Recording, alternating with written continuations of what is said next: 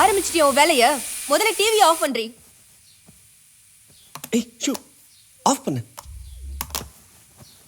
அப்பா டார்ச்சர் பா அம்மா. எப்ப பார்த்தாலும் அதை பண்ணாதே இதை பண்ணாத சொல்லிட்டே இருக்காங்கப்பா. ஷூ அம்மா அப்படிலாம் சொல்லக்கூடாது, புரியுதா? இனி இப்படி பேசக்கூடாது. ஏங்க இந்த மாசம் எலக்ட்ரிக் பில் 1000 ரூபாய் அதிகமா வந்திருக்குங்க.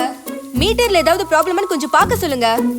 செக்ரட்டரி கிட்ட சொல்லியிருக்கேன், இன்னைக்கு என்னன்னு பாத்துருவாங்க. ஏங்க சர்வீஸ் கொடுத்த வண்டி ரெடி ஆயிடுச்சான்னு பார்த்து ஈவினிங் எடுத்துட்டு வந்துருங்க. இந்த அம்மு உனக்கு மத்தியானத்துக்கு இட்லி தான் வச்சிருக்கேன். மிச்சம் வைக்காம எல்லாத்தையும் சாப்பிட்டுறணும்.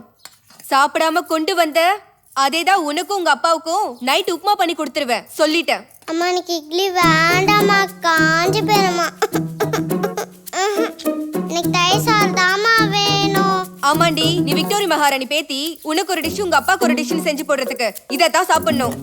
ஐயோ தாங்க முடியல. அப்பெல்லாம் ஓவரா பேசக்கூடாது, ஓகே? சீக்கிரம் யூனிஃபார்ம் போடு, அம்மா திட்டுவாங்க, சரியா? சரிப்பா. எங்க சொல்ல மறந்துட்டேன், ஆபீஸ்ல மெயின்டெனன்ஸ் நடக்குதுங்க. சீக்கிரம் வேலை முடிஞ்சிரும். 4 மணிக்கு பிக்கப் பண்ண வந்துருங்க. சரிம்மா, ஷார்ப்பா வந்துடுறேன். அப்பாவை அது வேணும் இது வேணும்னு தொல்லை பண்ணக்கூடாது. அம்மா நைட்டு வந்தேன்னு சாக்லேட் வாங்கி தருவேனா. பாய். வரேங்க.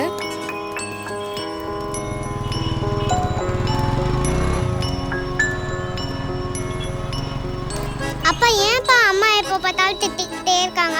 ஹாலிக்ஸ் ஆட்ல வர மாதிரி அம்மா இருக்க மாட்டாங்களா?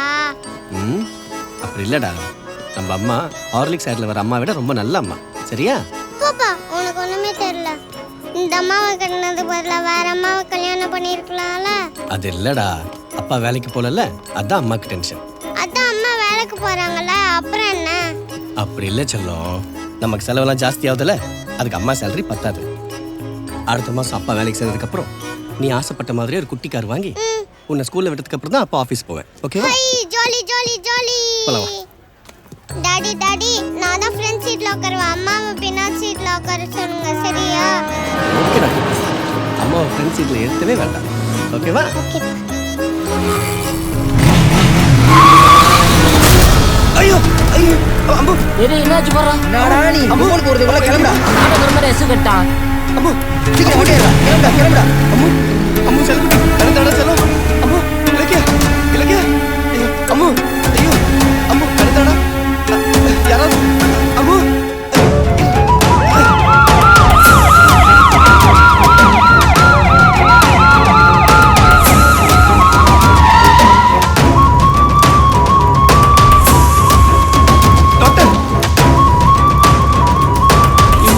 டாக்டர் ஸ்கூலுக்கு போற வேலை ஆக்சிடென்ட் ஆயிடுச்சு டாக்டர். பல்ஸ் இருக்கு, நீங்க உள்ள ஐசி ரெடி பண்ணுங்க, சீஃப் டாக்டருக்கு இன்ஃபார்ம் பண்ணுங்க. சார் இந்த பக்கத்துல தான் போலீஸ் ஸ்டேஷன், நீங்க எஃப்ஐஆர் போட்டு சீக்கிரம் வந்துருங்க, நான் ஃபார்மாலிட்டிஸ் ரெடி பண்ணி வைக்கிறேன்.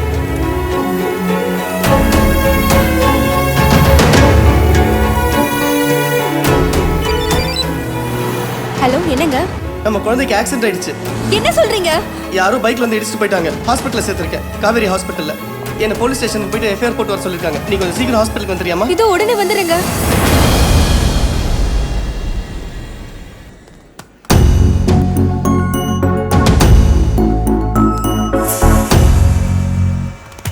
எவ்வளவு நேரமா கேட்டுட்டு சொல்றா, அடிக்காதீங்க சார். வாயை திறந்து பதில் சொல்றா. கொஞ்சம் பிரச்சனை சொல்றா. என்னையா, என்ன பிரச்சனை? சார் ரெண்டே விஷயத்துக்கு தான் சார் வாயை திறக்கிறான். ஒன்னு தண்ணி குடிக்க, இன்னொன்னு பிரியாணி சாப்பிட. சார் தேவையில்லாம அடிக்கிறார் சார். களவாணி தொழிலாளி சார் நானு. என்னது? எங்க சங்கத்துல சொன்ன என்ன ஆகும் தெரியுமா? களவாணி தொழிலாளி? ஆமா சார், களவாணி தொழிலாளி சார். பையன் புது புது வார்த்தையெல்லாம் பயன்படுத்துறாரு. இவரை நீங்க அடிக்காதீங்க, நான் பாத்துக்கிறேன். நீங்க இருங்க, இருங்க. சார் ஆல்ரெடி எஸ்கார்ட் அனுப்பிச்சாச்சு சார், நான் on the way sir. Sir inspector இருக்காரா? உள்ள போய் பாருங்க sir. Sir everything arrange sir, over sir. குழந்தைக்கு ஆக்சிடென்ட் ஆயிடுச்சு, ஹாஸ்பிட்டல்ல சேர்த்திருக்கேன். எங்கே? மார்க்கெட்ல இருந்து ஸ்கூலுக்கு போற வழியில, இந்த முண்டக்கண்ணியம்மன் ரயில்வே ஸ்டேஷன் பக்கத்துல சார். ஹாஸ்பிட்டல்ல இருந்து எஃப்ஐஆர் ஃபைல் பண்ணிட்டு வர சொன்னாங்க சார். இப்போ ஆஸ்பத்திரி எஃப்ஐஆர் போடலாமே? இல்ல சார், இங்க தான் வாங்கிட்டு வர சொன்னாங்க. அப்படியா? பாண்டியன் சார். பாண்டியன், சாருக்கு என்ன வேணும்னு பாருங்க. அவரை போய் பாருங்க சார். உங்க பேர் என்ன? மகேந்திரன் சார். குழந்தை பேரு? இலக்கியா. என்ன பேரு?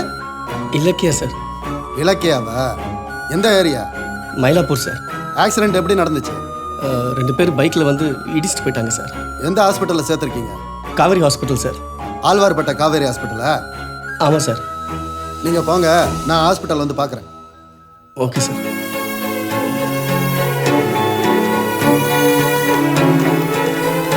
எங்க ஜீப் ஸ்கின் டாக்டர் உங்களை பார்க்கணும்னு சொன்னாரு.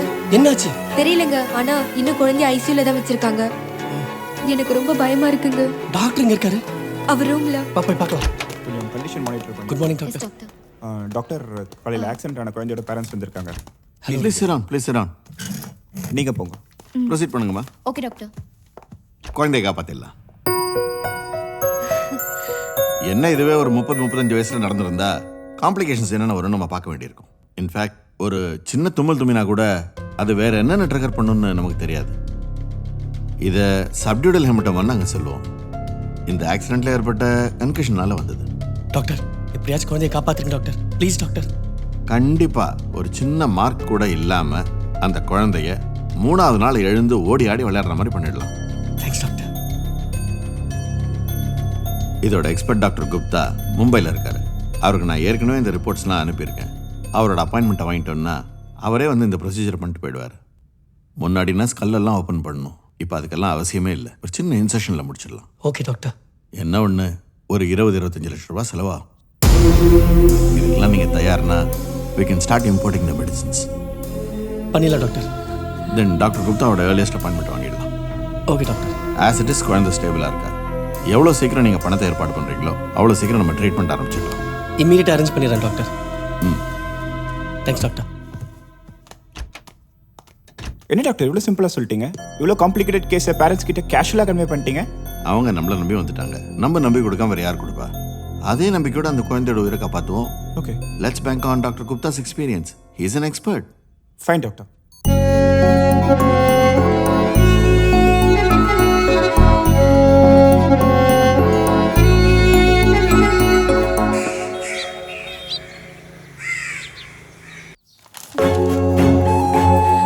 இந்தாங்க வீட்டோட டாக்குமெண்ட்ஸ், நகை எல்லாம். எப்படியாவது குழந்தைய காப்பாத்திடுங்க. எங்க என் குழந்தை அம்மு எனக்கு வேணுங்க. அவளை எப்படியாவது காப்பாத்தி கொண்டு வாங்க. போங்க, சீக்கிரம் போங்க. அவளை கூட்டிட்டு வாங்க ப்ளீஸ்.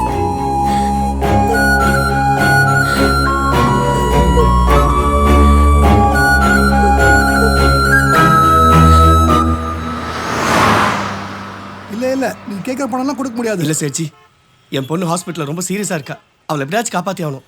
இது பாருங்க, நான் அடுத்த மாதம் வேலைக்கு செய்கிற அப்பாயின்மெண்ட் ஆர்டர். இந்த பேப்பரை வச்சு நான் என்ன ஜி பண்ண போறேன்? மாதம் 75,000 ரூபாய் சம்பளம். அதுன்னு செலவு போக மாதம் 60,000 ரூபாய் எப்படியாவது நான் கண்டிப்பாக கட்டணும் சேச்சி. ப்ளீஸ் சேச்சி, என் குழந்தைய காப்பாற்றியே ஆகணும். உங்க குழந்தை பிரச்சனைன்னு சொல்றீங்க, ஆனா உங்க இடம் 13-14 லட்சத்துக்கு மேல போறதில்லை. உங்களை தான் கடவுள் மாதிரி நம்பி வந்திருக்கேன் சேச்சி. எப்படியாவது காப்பாற்றுங்க சேச்சி. ப்ளீஸ் சேச்சி. சரி, குழந்தை பிரச்சனைன்னு சொல்றீங்க, அதனால பண்ணி கொடுக்குறேன். நானே வெளியே தான் காசு வாங்கி கொடுக்க போறேன். நாளைக்கு பணத்தை கட்டாம கிட்டா முட்டுட்டீங்கனாக்கா அவங்க உங்க இடத்துல வந்து உட்காந்துருவாங்க. அதுக்கப்புறம் இந்த சேட்டை பிரச்சனை மாட்டி விட்டுறக்கூடாது. இல்லை சேச்சி, நான் கரெக்டாக பணத்தை கட்டிடுவேன். மாசமான 60,000 ரூபாய் நான் கண்டிப்பாக கட்டிடுவேன் சேச்சி. ப்ளீஸ் சேச்சி. லோகு, அந்த டாக்குமெண்ட்ஸ் எடுத்துன்னு வாப்பா. வந்துடுறேன் சார் கிட்ட பேப்பர் எல்லாம் சைன் வாங்கப்பா.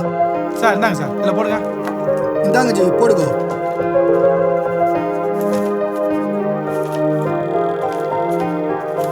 ராம்லால் சேட் பட்டு எடுத்துன்னு வாப்பா.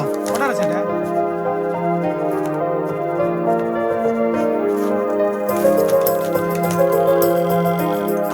தேங்க்ஸ் சேச்சி. ஜி, சேட்டை நம்பி வந்துட்டீங்க. ₹1 கம்மியா இருக்காது. எல்லாம் கரெக்டா இருக்கும். தைரியமா போங்க. ரொம்ப நன்றி சேச்சி. உங்கள் உதவியை மறக்க மாட்டேன். வர சேச்சி, வரேன்.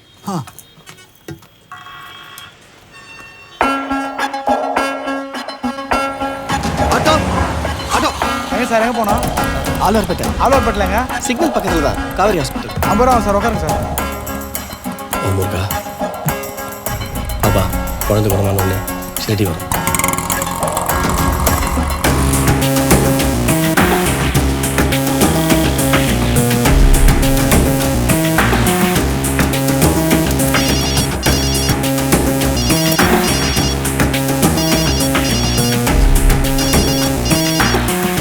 சேட்டு, விக்கி எங்கடா இருக்கீங்க? ஊட்டாண்ட சேட்டு. அவன் எங்கடா இருக்கான்? அவனா 2 பேர் விட்டு தூங்கினுக்கிறான் சேட்டு. காலையிலே பீரோடு தூங்குறானா?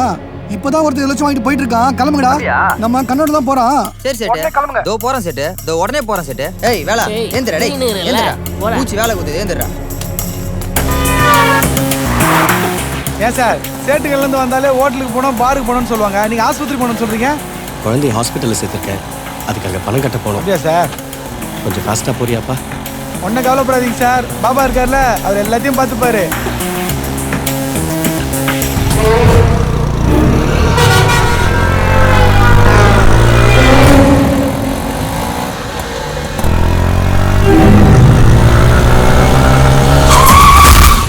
அறிவு இல்லை உனக்கு. மூஞ்ச பாரு உனக்கு. ஹெல்மெட்டை போடு, உனக்கு தெரியும். யார் மேல கை வைக்கிற? சார், நான் பேசுறேன். அவ்வளவுதான் உங்களுக்கு மரியாதை.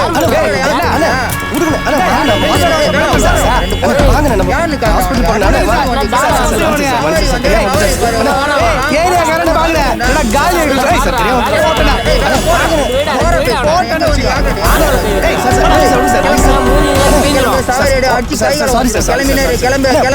ஹாஸ்பிட்டல் போகல.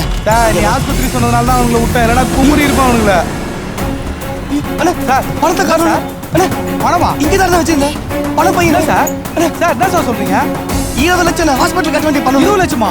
எங்க சார் ஆஸ்பத்திரிக்கு பணம் கட்டினா நீங்க நான் 5000 10,000 நினைச்சேன், ஆனா 20 லட்சம் சொல்றீங்க. எங்க காலம் நமக்கு காலங்காலத்துல மாடிச்சு பாரு சவாரி. சார் ஆளை விடுங்க சார், இது போலீஸ் கிலீஸுக்கு பெரிய பிரச்சனை ஆகும். நீ வந்த சவாரி காசு கூட கொடுக்க வேணாம் சார், நான் கிளம்புறேன்.